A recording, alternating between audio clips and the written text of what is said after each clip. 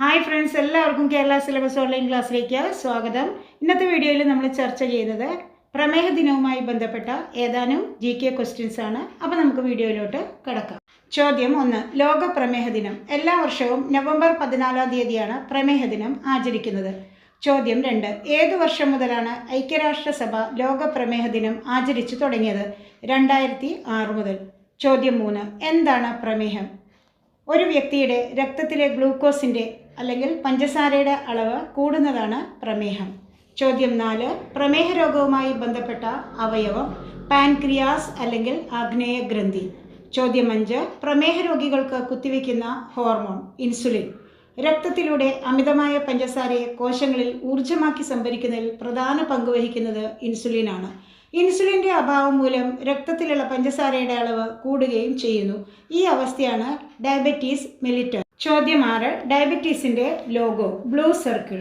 ചോദ്യം 7. ലോകത്ത് ഏറ്റവും കൂടുതൽ പ്രമേഹ രോഗികളുള്ള രാജ്യം ചൈന, രണ്ടാമത് ഇന്ത്യ.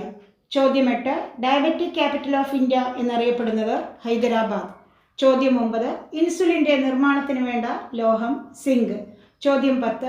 പ്രമേഹം ഒരു ജനിതക രോഗം അഥവാ ജനറ്റിക് ഡിസീസ് ആണോ? അതെ. ചോദ്യം 11. ഡയബറ്റീസ് എത്ര തരമുണ്ട്? ഡയബറ്റീസ് 3 തരമുണ്ട്.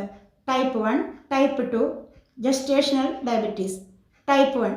ജന്മന പാൻക്രിയാസിന് ഇൻസുലിൻ എന്ന ഹോർമോൺ ഉൽപ്പാദിപ്പിക്കാൻ കഴിയുന്നില്ല. ഇതുമൂലം രോഗിയുടെ ശരീരകോശങ്ങൾക്ക് ഊർജ്ജം ഉൽപ്പാദിപ്പിക്കാൻ സാധിക്കുന്നില്ല. ഇതിനെ ജുവനൈൽ ഡയബറ്റീസ് എന്ന് പറയുന്നു. ടൈപ്പ് 1 ഡയബറ്റീസ് രോഗികൾക്ക് ആജീവനാന്തം ഇൻസുലിൻ കുത്തിവെക്കേണ്ടതായി വരുന്നു. Type 2 diabetes. ലോകത്തിലെ ഡയബറ്റീസ് രോഗികളിൽ 90% ആളുകൾക്കും ടൈപ്പ് 2 ഡയബറ്റീസ് ആണ് കാണപ്പെടുന്നത്. ടൈപ്പ് 2 പ്രമേഹ രോഗികൾക്ക് അവരുടെ ശരീരത്തിൽ ഇൻസുലിനെ വേണ്ട വിധത്തിൽ ഉപയോഗിക്കാൻ സാധിക്കുന്നില്ല. ഇതിനെയാണ് ഇൻസുലിൻ റെസിസ്റ്റൻസ് അഥവാ ഇൻസുലിൻ പ്രതിരോധമെന്ന് വിളിക്കുന്നത്. ചിട്ടയായ ജീവിതചര്യയിലൂടെയും ഭക്ഷണ നിയന്ത്രണം, വ്യായാമം എന്നിവയിലൂടെയും ഈ രോഗത്തെ നിയന്ത്രിക്കാൻ സാധിക്കും. Gestational diabetes. പ്രസവ കാലഘട്ടത്തിൽ സ്ത്രീകൾക്ക് വരുന്ന രോഗമാണ് ജസ്റ്റേഷണൽ ഡയബറ്റീസ്. ചോദ്യം 12. എന്താണ് പ്രീ ഡയബറ്റീസ്? പ്രമേഹ രോഗത്തിൻ്റെ ആദ്യത്തെ അവസ്ഥയാണ് പ്രീ ഡയബറ്റീസ്. രക്തത്തിൽ സാധാരണ അളവിനേക്കാൾ ഉയർന്ന ഗ്ലൂക്കോസ് ഉണ്ടാവും, എന്നാൽ പ്രമേഹമെന്ന് സ്ഥിരീകരിക്കാനുള്ള അളവ് ഉണ്ടാവുകയുമില്ല. ചോദ്യം 13. പ്രമേഹ രോഗം സ്ഥിരീകരിക്കുന്നതിനുള്ള പ്രധാന ടെസ്റ്റ് HbA1c. HbA1cയുടെ നില 6.5 അതിൽ കൂടുതലോ എങ്കിൽ പ്രമേഹ രോഗമുണ്ട്. 5.7 to 6.4 pre diabetic. Below 5.7 normal. ചോദ്യം 14. എന്താണ് ഹൈപ്പർഗ്ലിസിമിയ? High blood sugar. ചോദ്യം 15. ഹൈപ്പോഗ്ലിസിമിയ എന്നാൽ എന്ത്? Low blood sugar. ചോദ്യം 16. എന്താണ് യൂഗ്ലിസിമിയ? Normal blood sugar. ചോദ്യം 17. നോർമൽ ബ്ലഡ് ഷുഗർ ലെവൽ എത്ര? 70 മുതൽ 99 mg/dl. ചോദ്യം 18. പ്രമേഹ രോഗലക്ഷണങ്ങൾ എന്തെല്ലാം?